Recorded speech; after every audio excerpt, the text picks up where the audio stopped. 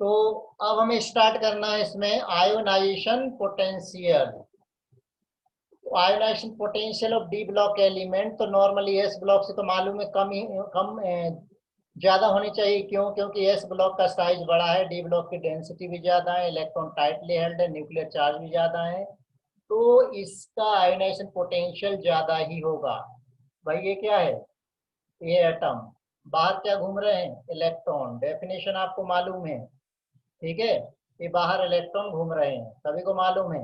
अब आयोनाइजेशन में होता क्या है, जब हम इसको एनर्जी देंगे, जैसे आपने इलेक्ट्रॉन को एनर्जी दिया, नहीं ग्लूकोज पिलाया तो इट कन्वर्टेड टू आयंस, यानी इसमें से एक इलेक्ट्रॉन बाहर निकल गया। इलेक्ट्रॉन बाहर निकला तो उस पर आ गया पॉजिटिव चार्ज। राइट? क्यों आया पॉजिटिव चार्ज? क्योंकि इलेक्ट्रॉन न्यूक्लियस के अट्रैक्शन को ब्रेक करके बाहर निकल गया।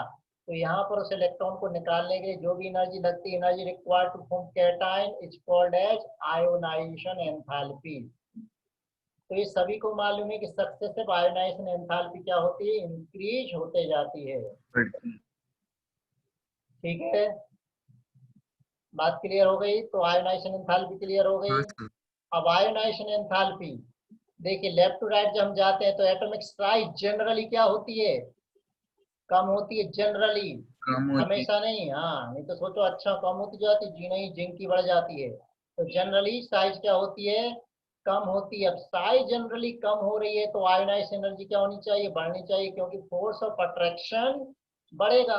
बढ़ तो जाए। आइडियली आयोनाइजेशन एंथैल्पी क्या होनी चाहिए? बढ़नी चाहिए रेगुलरली। क्या रेगुलरली बढ़ती है? भैया रेगुलर नाम तो यहाँ कुछ चीज है ही नहीं।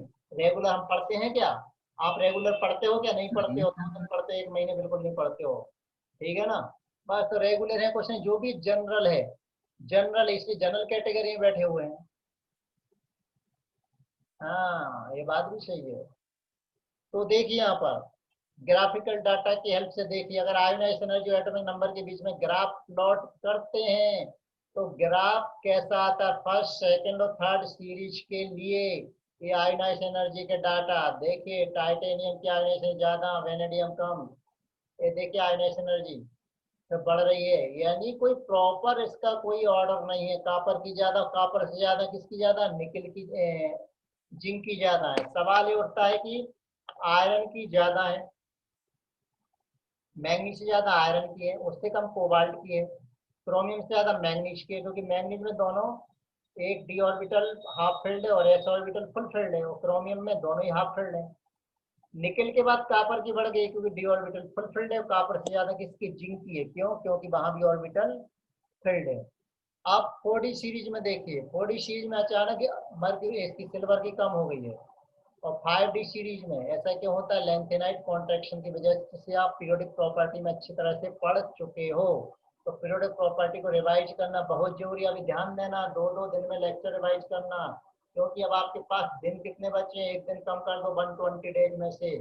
कितने दिन बचे अब आपके पास? 119 डेज। टॉपिक कितने? लगभग 90 टॉपिक। 90 टॉपिक मतलब किसके लिए? जेई मेन के लिए, एडवांस के लिए नहीं। एडवांस के लिए तो अगर आपने तैयारी नहीं की तो एडवांस का समय निकल चुका है। तो जेई मेन, क्योंकि जनवरी का पेपर बहुत इजी आता है, स्कोरिंग बहुत आसान है वहां पर। अप्रैल में पेपर डिफिकल्ट देंगे। एग्जाम बहुत ज्यादा एक्सटेंड होने वाले नहीं है, 15-20 दिन या 1 महीने एक्सटेंड कर देंगे, उससे ज्यादा कुछ भी नहीं होने वाला है। ये दिमाग में बैठा लीजिएगा अच्छी तरह। तो आप तो काउंट करिए कि वो हो नंबर पर बचा हुआ है। हाँ, तेरी आवाज क्या है? वो जैसा म्यूजिक बजता है ना, वो हारमोनियम, वैसी आवाज आती है। आधी कट रही है, आधी आती है, ढंग से बोलो। सर आपकी आवाज बहुत धीरे आ रही है। मेरी आवाज धीरे आ रही है? सर मेरे को आ रही है थी। तेरे को तेज आ रही है? तेरे को तेज आ रही है, उसको धीरे आ रही है, तो बेटा तो अपना उसका मोबाइल का देख, वॉल्यूम थोड़ा सा बड़ा उसका, फिर वहां दिक्कत होगी वॉल्यूम। सर जब भी कर रही हूँ मैं। थोड़े पे अब एक काम करना, वो क्या बोलते हैं उसको यार, हमने तो नाम भूल जाते हैं, इन टाइम पर दिमाग में नहीं आता है। अरे सर यार, पेट्रोन। एम्पलीफायर रख लेना, ठीक है? मेरे पास एक छोटा सा वो आता है ना, वो 3000 रुपये का आता है वो, उसमें एक नहीं तो भोंपू लगा लेना। चलो, आवाज तो यहाँ से खोले बेटा, तुम अपने उसमें देखो, वहीं दिक्कत होगी। फिर भी मैं एक बार चेक कर लेता हूँ। आवाज तो मेरे यहाँ सभी जगह फुल है, अब इससे ज्यादा आवाज नहीं आ सकती है। इससे ज्यादा में तो आपके कान के पर्दे फट जाएंगे। यहाँ देखिए, तो यहाँ पर क्या होता है कि आयोनाइज एनर्जी इंक्रीज होनी चाहिए लेफ्ट टू राइट, लेकिन इंक्रीज यहाँ पर रेगुलर नहीं है, सभी में कहीं ना कहीं गड़बड़ी है। आप बस मेंस में भी इसी पे से खेलते हैं, रटने वाली चीजों पर खेलते हो। आजकल तो मालूम है सीबीएसई भी इसी पे से खेलने वाला है, यानी कुल मिलाकर के बुरी तरह 12 बजने वाली है। ठीक है, जो पैटर्न चेंज हुआ है बोर्ड का। तो यहाँ पर देखिए, इलेक्ट्रॉन एक्चुअल में, इलेक्ट्रॉन किस में जाते हैं, किस वजह से होता है, दिस इज बिकॉज, हाँ, जब हम लेफ्ट टू राइट जाएंगे तो लेफ्ट टू राइट जाने पर होता क्या है कि जो एडेड इलेक्ट्रॉन है वो किस में एंटर करते हैं, एफ सब शेल में एंटर करेंगे। कहाँ पर, 4d में और 5d में। उनकी पुअर शील्डिंग होती है, पुअर शील्डिंग होने की वजह से आयोनाइज एनर्जी बढ़ जाती है, जबकि down the group ionise energy कम होनी चाहिए, लेकिन यहाँ पर बढ़ रही है। 3d सीरीज से ज्यादा किसकी हो रही है, 4d की। 4d से 3d में तो कहीं, 3d से 4d में कहीं कहीं कम है और कहीं कहीं ज्यादा है, और यहाँ पर देखिए 5d में तो और ज्यादा है। तो 4d से 5d में जाते हैं तो लेंथेनाइट कॉन्ट्रैक्शन की वजह से आयोनाइज एनर्जी मोस्टली बढ़ती है। आयोनाइज एनर्जी की एप्लीकेशन आपको मालूम है, in predicting thermodynamic stability of metal compound. Thermodynamic stability का मतलब है कि अगर आयोनाइजेशन बहुत ज्यादा, आयोनाइज एनर्जी बहुत ज्यादा, तो वो स्टेबल नहीं होगा। जैसे निकेल और प्लेटिनम के केस के लिए ले लीजिए, निकेल के फर्स्ट टू आयोनाइज एनर्जी का सम कितना है, 2.49 10 पावर 3। प्लेटिनम के फर्स्ट टू आयोनाइज एनर्जी का सम कितना है, 2.66 10 पावर 3। और जबकि फर्स्ट 4 आयोनाइज एनर्जी का सम किसके लिए ज्यादा है, निकेल के लिए ज्यादा है। मतलब निकेल के +4 स्टेट में कंपाउंड ज्यादा स्टेबल नहीं होते हैं। किसमें ज्यादा स्टेबल है, +2 में, जबकि प्लेटिनम के +4 में स्टेबल होते हैं। क्या बोला मैंने, किसके किसमें ज्यादा स्टेबल है, प्रसाद?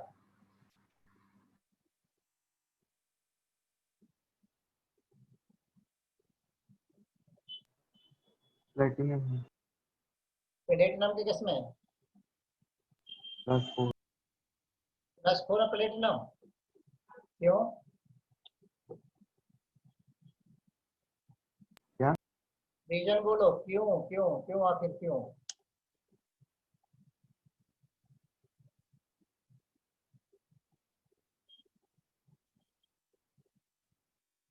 अक्षर, सर बताऊं मैं? +2 इन निकल में और प्लस क्या? सर प्लैटिनम +4 में रहता है क्योंकि उसकी चारों आयनाइजेशन एंथैल्पी का सम कम है। कम है, राइट राइट, बिल्कुल गुड, बहुत बढ़िया। तो ये बात क्लियर हो गई।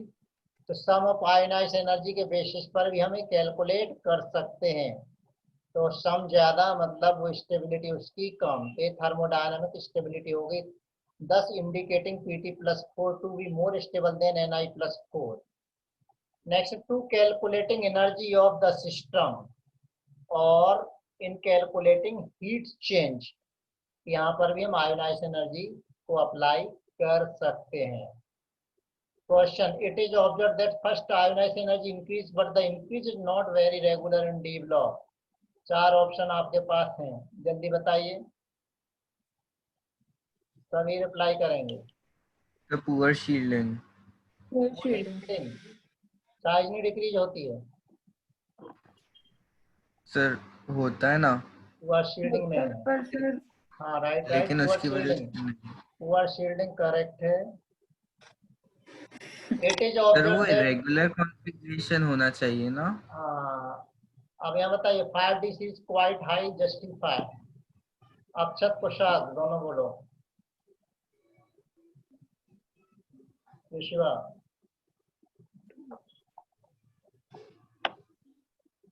बी। डी। क्यों, बी 5d सीरीज में B, actinide contraction.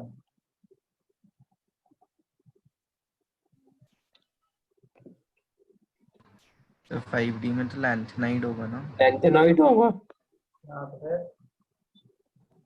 Added electron interaction N-1d सब सेल्फ है जब कोई ऑप्शन ही नहीं है तो इनने 5D में ये थोड़ी पूछा है किससे हाई है, ये पूछा क्या? नहीं ये सर। पूछा क्या? ये पूछा बस हाई है तो क्यों हाई है? क्वेश्चन को ध्यान दो। Ionization energy is useful in calculating energy of the system, heat change, predicting thermodynamic stability, all the above. All of the above. All All of the above.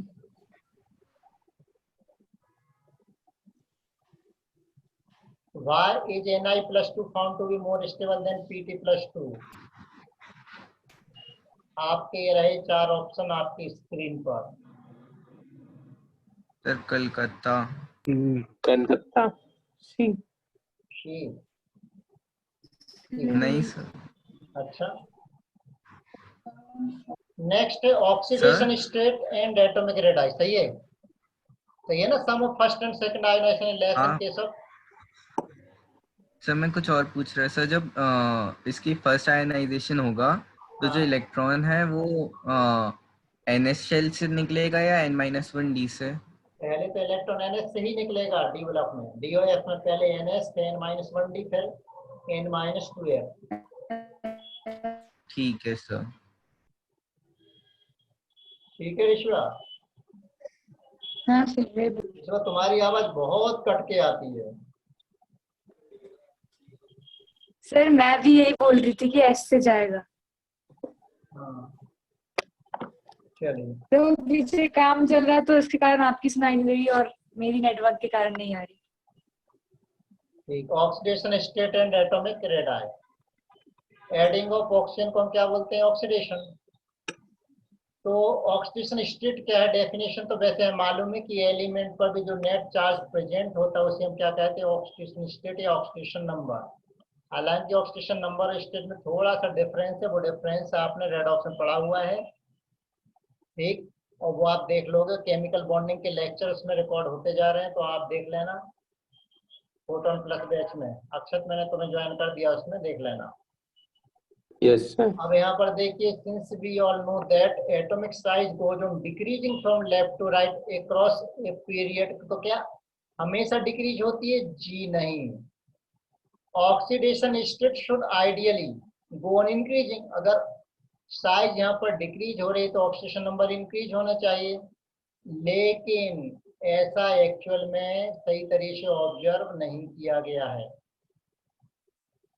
अब यहाँ पर देखिए ऑक्सीडेशन स्टेट, स्कैंडियम टाइटेनियम, इसकी oxidation state कितनी है? पहले वाले की एस के दोनों इलेक्ट्रॉन बाहर निकालो +2, साथ में डी का भी निकालो +3। आपको ये लर्न होना चाहिए, नेक्स्ट लेक्चर में निकाल मैं पूछने वाला हूँ सभी से। एस में 2 और डी के 1 बाय 1 निकालेंगे, एस के एक साथ निकालोगे, डी के 1 बाय 1 निकालोगे तो वेनेडियम क्रोमियम, क्रोमियम की +1 भी होती है क्योंकि 4s में 1 है, एस के एक साथ और डी के 1 बाय 1 6 तक। अब एमएन में मैक्सिमम 7 तक होती है, उसके बाद फिर नहीं होती क्योंकि डी ऑर्बिटल पेयर्ड होने लगेगा। पेयर्ड होने लगे +2 +3 +4 +5 +6 तक। आयरन के +6 में भी कंपाउंड होता है, ये बात अलग है, कम स्टेबल है। कोबाल्ट +2 +3 +4 +5 होता है आयरन में, 6 में +6 में होता है, पढ़ेंगे हम डी ब्लॉक में ही, ठीक? निकेल +2 +3 और +4, कॉपर +1 और +2 +1 में स्टेबल कॉन्फ़िगरेशन होता है, लेकिन इसके +2 में कंपाउंड ज्यादा मिलते हैं। सब क्यों होता है इसकी भी हम चर्चा करेंगे, ठीक है? और जिंक, जिंक में से +2 होता है। तो देखिए most common oxidation state by respective element, वो कौन सी है मोस्ट कॉमन स्टेट?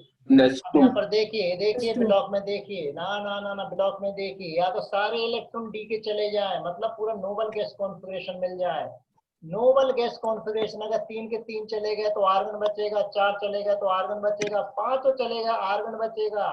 इसमें या तो 3 का मतलब 1 इलेक्ट्रॉन एस का चला गया, 2 डी के चलेगा, डी के 2 चलेगा तो डी में कितने इलेक्ट्रॉन बचेंगे? अब डी में बचेंगे 3 इलेक्ट्रॉन। तो कोऑर्डिनेशन में हमने पढ़ा था 3 इलेक्ट्रॉन यानी T2G हाफ फिल्ड हो जाएगा, और T2G हाफ हाँ फिल्ड यानी स्टेबल, या तो +3 में स्टेबल होगा या पूरा नोबल गैस कॉन्फ़िगरेशन मिल जाए, 6 के 6 चले जाए तो स्टेबल होगा।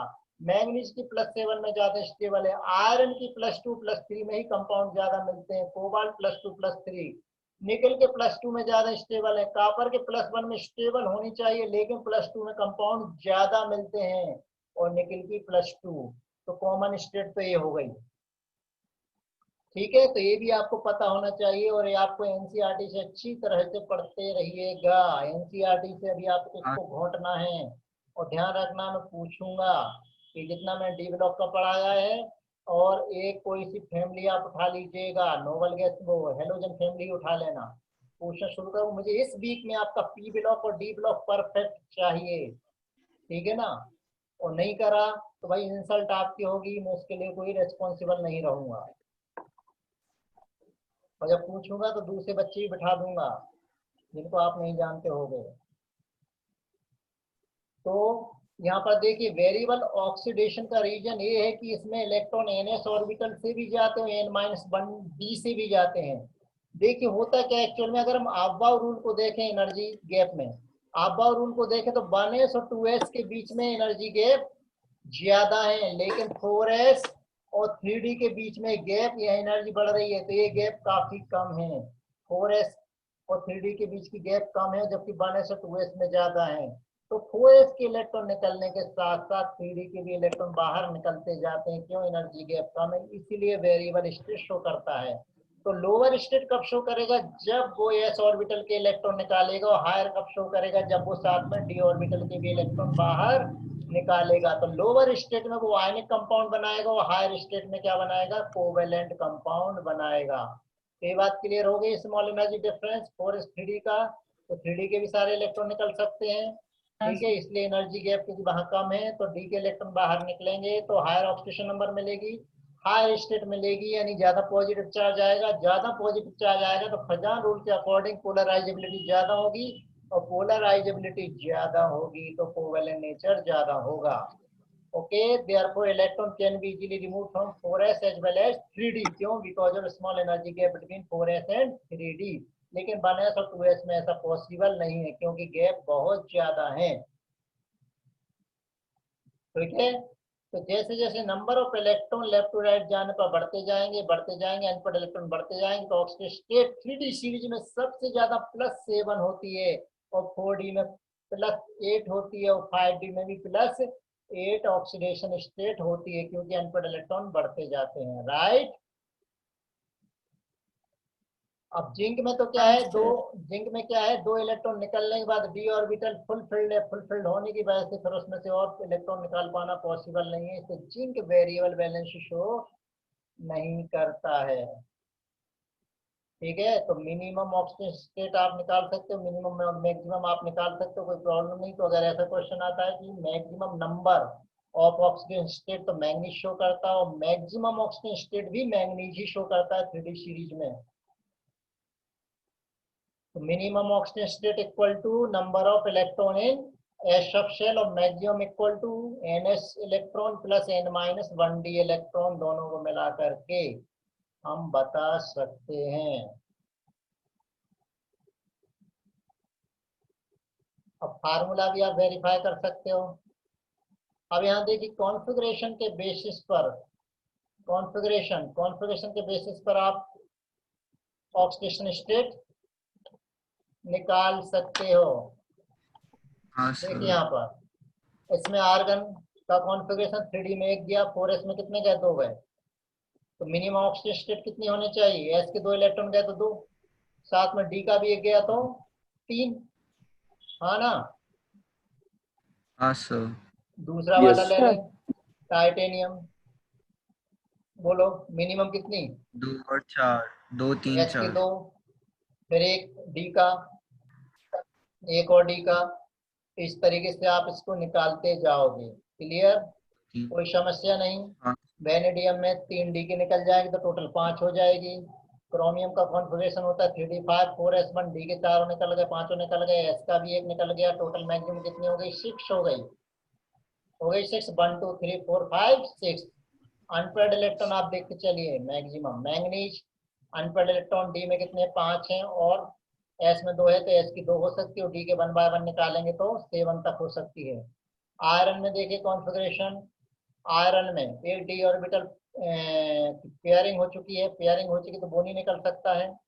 तो कितने निकल सकते हैं देखिए, 2 तो ये निकल गए, 3 4 5 6, तो मैक्सिमम 6 निकल सकते हैं। तो ऑक्सीजन स्टेट कितनी हो गई, मैक्सिमम 6 तक हो गई। ठीक है, इसी तरह से आप बाकी के भी ऑक्सीजन नंबर आप निकाल सकते हो। देखिए मैंने लिख दिए हैं, आप देख लीजिए कैसे निकालना है, वैसे ही निकालना है। हाँ सर। आगे बात समझ में अच्छी तरह से। तो क्या करना, जितना हाँ भी सर। पढ़ाया गया है उसको हाँ आपको एनसीईआरटी से फोड़ डालना है, और हेलोजन फ्रेंडली भी एनसीईआरटी से फोड़ डालना है। एनसीईआरटी मोबाइल से पढ़ने की कोशिश मत करिए, उससे पढ़िए, हार्ड कॉपी से पढ़िए। जब घर पे ना हो तब की बात अलग है। कोशिश करिए कि मोबाइल स्क्रीन का यूज कम से कम करो। अब यहाँ पर देखिए साइज में, देखिए साइज में क्या होता है, स्कैंडियम से अगर हम जिंक की तरफ जाते हैं,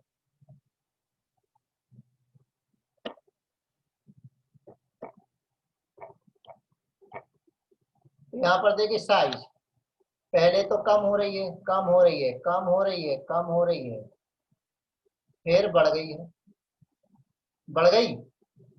यानी स्कैंडियम से वेनेडियम तक कम हो रही है, उसके बाद क्रोमियम से कॉपर तक लगभग कांस्टेंट हो गई है, लगभग कांस्टेंट हो गई है, और जिंक में अचानक बढ़ गई है। तो होता क्या है, यहाँ से डी में इलेक्ट्रॉन बढ़ते हैं, इलेक्ट्रॉन डी में बढ़ेंगे, डी के इलेक्ट्रॉन बढ़ेंगे तो शील्डिंग बढ़ेगी, साथ में हाँ सर। शील्डिंग बढ़ेगी तो अट्रैक्शन कम होगा। लेकिन यहाँ से यहाँ जाने पर प्रोटॉन भी बढ़ते हैं तो इफेक्टिव न्यूक्लियर चार्ज बढ़ेगा तो अट्रैक्शन बढ़ेगा। दो फैक्टर यहाँ पर एक साथ काम कर रहे हैं। इफेक्टिव न्यूक्लियर चार्ज यानी जो नंबर ऑफ प्रोटॉन बढ़ रहे हैं वो तो अट्रैक्शन बढ़ाने की कोशिश करेंगे, और जो डी इलेक्ट्रॉन बढ़ रहे हैं वो क्या करेंगे, प्योर पुअर शील्डिंग करेंगे तो अट्रैक्शन कम करने की कोशिश करेंगे। क्योंकि जैसे जैसे डी इलेक्ट्रॉन बढ़ेंगे वैसे वैसे उनमें रिपल्सन भी होगा आपस में। तो लेकिन स्टार्टिंग में डोमिनेटिंग फैक्टर कौन सा होता है, इफेक्टिव न्यूक्लियर चार्ज होता है। तो effective nuclear charge dominating factor होने की वजह से इनिशियली साइज कम होती है, लेकिन जब सफिशिएंट क्वांटिटी में जब डी में इलेक्ट्रॉन आ जाते हैं तो वो भी क्या करते हैं, शील्डिंग बढ़ा देते हैं। शील्डिंग बढ़ाने की वजह से, ये शील्डिंग बढ़ाएंगे मतलब अट्रैक्शन कम करेंगे, इफेक्टिव न्यूक्लियर चार्ज जो बढ़ा हुआ है वो अट्रैक्शन बढ़ाएगा। दोनों एक दूसरे को बैलेंस कर लेते, बोले चलो कंप्रोमाइज कर लेते, समझौता हो जाता है, समझौता हो जाता है। तो समझौते की गाड़ी में देखिए ये लेवल साइज कांस्टेंट हो जाती है, लेकिन निकल से ज्यादा कापर की, कापर से ज्यादा जिंक की। क्यों क्यों क्यों, आखिर क्यों? क्योंकि कापर में डी में 10 इलेक्ट्रॉन है, जिंक में डी में 10 है, एस में 2 है, घर पूरा हरा भरा है, सब में पेयर्ड ऑर्बिटल है, सभी में रिपल्सन होने लगता है। रिपल्सन की वजह से फिर इनका साइज बढ़ जाता है। तो इस साइज का ऑर्डर भी आपको लर्न करना है, यानी कल के लेक्चर में, कल तो बॉन्डिंग का लेक्चर है, बॉन्डिंग के बाद टाइम बचेगा तो इसको भी कराऊंगा और पूछूंगा भी सही। हाँ अच्छा है, पूछ लूंगा, और कुछ चीजें इसमें लर्न भी कराऊंगा। ठीक है, हाँ सर। ठीक। और इसकी पीडीएफ होगी तुम लोगों के पास, डी ब्लॉक की, जो मैंने क्लास में पढ़ाई थी। सर पी ब्लॉक की नहीं है D block, D block sir, नहीं ऐप में है, ऐप है, में होगी, ऐप में ऐप में नहीं एक है, नाम से तो है। नहीं है, नहीं है, नहीं है। चलो मैं सेंड कर दूंगा, चलिए पढ़ लेते हैं। तो ये बात समझ में आ गई। तो ऐसे ऑर्डर पूछ सकते हैं, क्यों? तो इसको ग्राफ से भी देख सकते हैं हम। ग्राफ में क्या देखेंगे, जब सामने तो सब कुछ दिख रहा है, देखिए ग्राफ में कैसे चेंज हो रहा है। Scandium, scandium, titanium, vanadium, chromium, manganese, iron, cobalt, निकल, कॉपर, जिंक। बढ़ गई ना साइज? क्लियर? हाँ चलो आगे बढ़ते हैं। तो initially atomic radius goes on decreasing, लेकिन लास्ट में क्या होता है, देखिए देखिए देखिए, कैंडी क्रश में मालूम है ना, वो बम फूटने लगते हैं ना, ऐसे देखो बम फूट रहे हैं, लपकने लग गए हैं। ये बोल रहे हैं कि नहीं, हम लोग की साइज तो लगभग सेम है, लगभग सेम है। ये बोल रहे हैं हमारी तो बढ़ गई है, और ये रेगुलर हैं तो चुपचाप बैठे हुए हैं, जो इरेगुलर हैं वही उचक रहे हैं। देखो ये रेगुलर ही उचक रहे हैं। The initially atomic size decreases due to added electron, which increases the nuclear charge. Dominating factor है। साइज देखो डिक्रीज हो रही, कहां पर डिक्रीज हुई, डिक्रीज हुई इनकी। लेकिन देन इट रिमेन्स कांस्टेंट, देखिए येलो कलर में, because the nuclear charge is balanced by screening effect. और लास्ट में थर्ड वाले में, and finally it increases because the repulsive force of the added electrons increases, hence the orbital slightly expand. क्या ये बात समझ में आ गई? हाँ sir.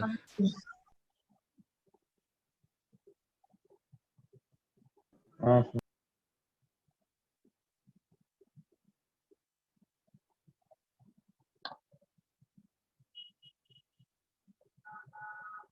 Question: Which one of the following doesn't show variable valency? Mn, iron, zinc, chromium. Zinc. पोशाक, manganese की maximum कितनी ऑक्सीडेशन स्टेट देखी अभी, 7 और आयरन की? 2 और 3 हाँ ऋषिवा, सर 6 6। क्रोमियम क्रोमियम भी 6 6। होमवर्क क्रोमियम याद है सर। कल के लिए? बार बार चिल्ला रहा हूँ, होमवर्क होमवर्क एंड होमवर्क। ठीक है, next, the atomic size increases towards the end of the transition series because of the repulsive force, magnetic moment increases, ionization energy, and none. A repulsive force, correct. The most common oxygen state shown by 3D series is +1, +2, +3, +4. Most common जो सभी में हो।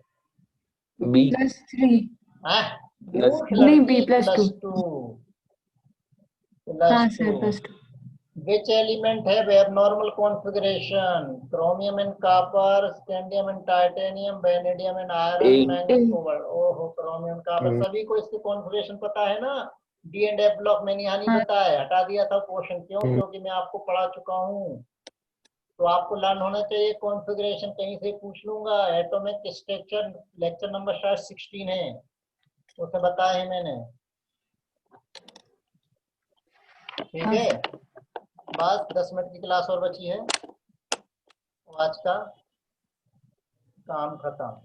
The atomic size of d block elements remains constant for some element because the nuclear charge is balanced by spinning effect. Insufficient data, periodic trend of fourth, none. A A, sir balance bye ठीक screen. है, correct. आई बात समझ में? Thank you तो यहाँ Yes, तक sir. Clear हो गया है। अब आज नया लेक्चर हम स्टार्ट नहीं करेंगे, इसके आगे हम बात करेंगे कल। तो कल तक के लिए ठीक होमवर्क करते रहिएगा। Good night.